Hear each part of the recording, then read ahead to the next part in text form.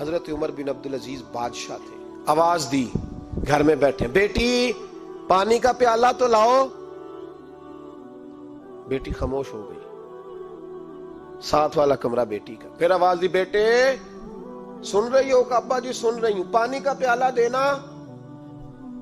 بیٹی خاموش ہو گئی. تیسری آواز دی تو زوجہ پانی لے کے آ گئی. نے کہا حضور پانی. حضرت عمر بن عبد العزیز کو غصہ آیا, کہنے لگے بچے کس لیے ہیں, وہ خود کیوں نہیں آئی؟ اب اتنی نافرمان ہو گئی ہے کہ ایک پیالہ پانی کا باپ کو نہیں دے سکتی, کیوں نہیں آئی؟ تو زوجہ کہنے لگی چلیں درگزر کریں. اس نے کہا ابا کو نہیں بتانا, پی لے. کیوں نہیں بتانا؟ بتاؤ کیوں نہیں آئی؟ میں نے اس کو پکارا تھا, تمہیں پکارتا تو تم آتی, تمہیں بتانا پڑے گا. جب بات ذرا آگے بڑھی تو ماں تھی نا, بات بیٹی کی تھی, تو اماں رو پڑی, آنکھوں میں آنسو آئے. کہا کیوں روئی ہو؟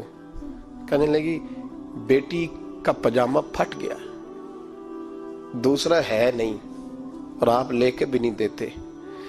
کمرے میں بیٹھ کے تو پجامہ سی رہی ہے, تو کہہ رہی تھی ابا کو بتانا نا, انہیں تکلیف ہوگی. تو وہ اس کے پاس دوسرا ہوتا تو آ جاتی, ایک ہی تھا, تو اس لیے نہیں آئی. حضرت عمر بن عبد العزیز اٹھے, سر سجدے میں رکھا, کہنے لگے یا اللہ تیرا شکر ہے, تو نے میرے بچوں کو بقدر ضرورت روزی عطا فرمائی ہے. یا اللہ تیرا شکر ہے. ایک روایت میں نے پڑھی, کلیجہ منہ کو آیا.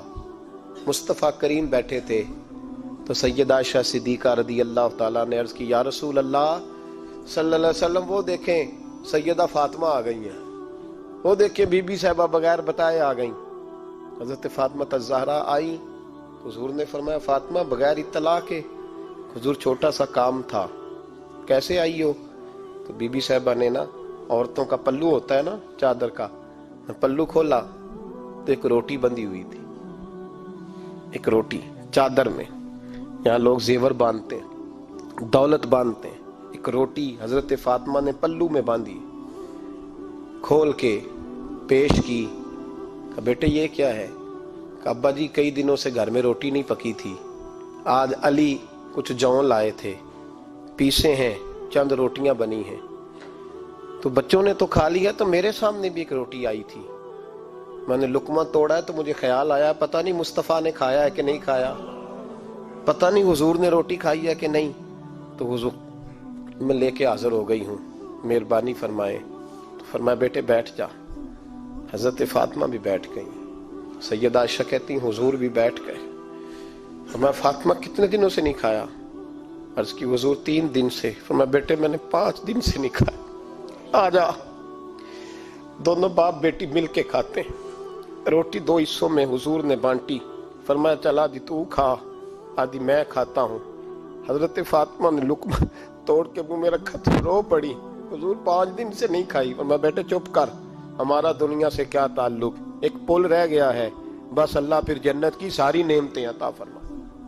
رونے والی بات ہی نہیں ہے اس میں, بس ہمارا کیا تعلق, ایک پل ہے, پھر مالک بڑا کچھ عطا کرے گا. او بھائی, جو کائنات کے مالک و مختار تھے, جو ابرو کا اشارہ کرے تو حضرت جبریل جنت کی نعمتیں لے کے آ جائیں, انہوں نے تو دنیا کی جانب توجہ ہی نہیں کی, ان کا تو خیال ہی نہیں آیا. دنیا ہی دنیا, دولت ہی دولت, ہر آدمی دولت کے ترازو میں تلنے لگا ہے. اب تو کلیجہ پھٹتا ہے. اب تو لوگ پوچھتے ہیں, اور میں کبھی کبھی بڑا مجبور ہوتا ہوں, آزمائش میں آ جاتا ہوں. لوگ کہتے ہیں جناب آپ سے کچھ قرآن کی آیات سننی ہے, آپ کتنے پیسے لیں گے؟ کچھ حدیثیں سننی ہیں, کیا اس کا معاوضہ ہوگا؟ آپ سے اس نبی کا نام سننا ہے جس کا آپ کھاتے ہیں, جس کے نام پر آپ نے عزتیں لی ہیں, ان کا نام سننا ہے. آپ کا ریٹ کتنا, آپ کتنے میں بیچیں گے؟ وہ نعت جو غذا ہے وہ کتنے میں بکے گی؟